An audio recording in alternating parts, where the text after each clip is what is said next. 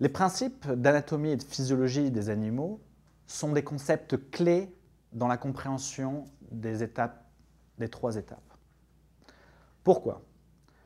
Bien, moi je ne suis pas un grand fervent des règles, mais ce que j'aime, c'est que comprendre une règle parce qu'il y a une théorie derrière.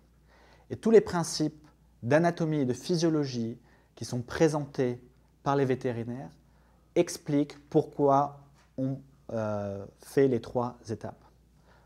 Pour vous donner un exemple, le crâne d'un phoque, d'un jeune phoque du Groenland, est un crâne très mince. Évidemment, comparé à d'autres domestiques carnivores comme le chien ou le chat qui ont des crêtes sagittales, le crâne est beaucoup plus solide.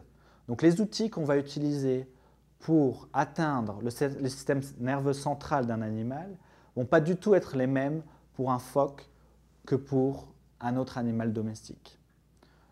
Un deuxième exemple, essayer de comprendre comment la physiologie de la douleur marche sur les phoques. Évidemment, si on comprend que les centres de perception de la douleur sont dans le cortex cérébral, qui sont les deux hémisphères du cerveau ici, on comprend que notre objectif premier pour éviter toute souffrance de l'animal est de détruire ces centres de perception.